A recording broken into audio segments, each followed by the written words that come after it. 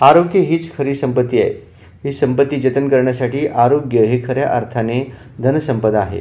त्यामुळेच सर्वसामान्य माणसांना हे आरोग्य जगत असताना येणारे अडचणी, झालेले आजार आणि त्यावर उपचार करण्यासाठी शासनाने प्रत्येक जिल्ह्यामध्ये आणि शहरामध्ये शासकीय दवाखाने उघडले आहेत। त्यातून सर्वसामान्य माणसांना चांगल्या प्रकारचे उपचार व्हावेत। आज शासनाचा योग्य विचार असला तरी शासनाने नेमलेले आरोग्य अधिकारी मात्र भ्रष्ट आणि स्वार्थी झाल्यामुळे आरोग्य सेवेचे 12 वाजल्याचे दिसत आहे। महापालिकेचे आरोग्य अधिकारी डॉक्टर राखी माने यांना निलंबित केलेच पाहिजे या मागणीसाठी प्रहार संघटनेने हलगी मोर्चाला सुरुवात केली, परंतु पोलिसांनी हा मोर्चा अडवून पोलीस व आंदोलक यांच्यामध्ये शाब्दिक चकमक झाल्याचे दिसते। त्याचबरोबर या मोर्चामध्ये अनेक कामगार सुद्धा सहभागी झाले होते। लक्ष्मी विष्णूच्या कामगारांना घर मिळाले पाहिजे या त्यांच्या मागण्या होत्या। या मोर्चामध्ये अजित कुलकर्णी, जमीर शेख यांच्यासह पदाधिकारी उपस्थित होते।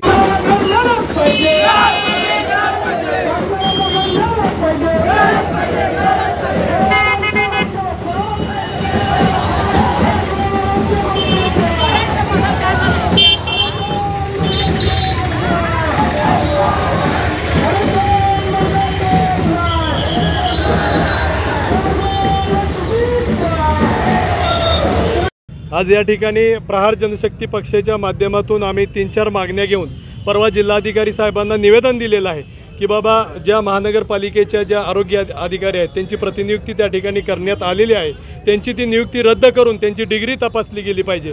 जे सोलापूरकरांच्या आरोग्याशी सध्या खेळ चालू आहे, सोलापूरकरांच्या जे वाऱ्यावर सोडण्याचं काम पालकमंत्री करत आहेत, आरोग्यमंत्री करत आहेत, त्यांचं ते ज्याप्रमाणे प्रशासन त्या ठिकाणी महानगरपालिका आयुक्त असतील ते त्यांना झाकण्याचं काम करत आहेत, तर प्रहारच्या माध्यमातून आम्ही त्यांची जी नियुक्ती आहे ती रद्द करावी आणि त्या क्वालिटीचा, त्या ताकदीचा त्या ठिकाणी ते डिग्री असणारा अधिकारी त्या ठिकाणी आणावा अशी आमची प्रमुख मागणी आहे। दुसरी मागणी आहे, मराठा आणि मुस्लिम समाजाचं जे आरक्षण आहे, सध्या मनोजदादा जरांगे पाटील ज्या पद्धतीने आरक्षणाची मागणी करत आहेत, आपण पाहता महाराष्ट्रात सध्या अराजकता माजलेली आहेत। जे वरिष्ठ नेते मंडळ आहेत समाजात जातीत त्या ठिकाणी तेढ निर्माण करून स्वतःची पोळी भाजण्याचं काम करत आहेत, परंतु प्रहार जनशक्ती पक्षाच्या माध्यमातून आपण पाहिलं असेल की आमचे सर्वेसर्वा बच्चूभाऊ यांनी सांगितलं की बाबा ओबीसी हाच मराठा आहे आणि मराठा हाच ओबीसी आहे। तर अशा प्रकारचं या मुस्लिम आणि मराठ्यांना सुद्धा आरक्षण मिळालं पाहिजे अशी आमची मागणी आहे। त्याही पुढे जाऊन जे लक्ष्मी विष्णूचे जे कामगार आहेत, गेल्या 28 वर्षापासून त्यांचा जो लढा चालू आहे तो लढा या ठिकाणी यशस्वी झाला पाहिजे,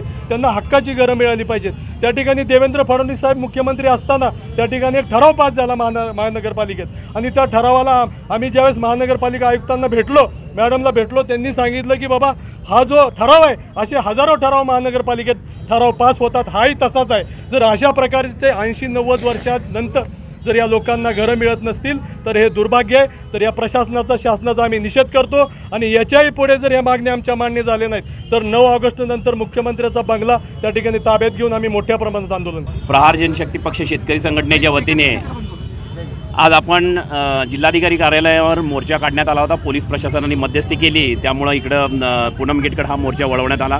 आमचे वेळोवेळी मागण्या आहेत। 28 वर्ष झालं लक्ष्मी विष्णू कामगारांना घरं नाहीत, त्यांच्या हक्काची घरं मिळली पाहिजेत।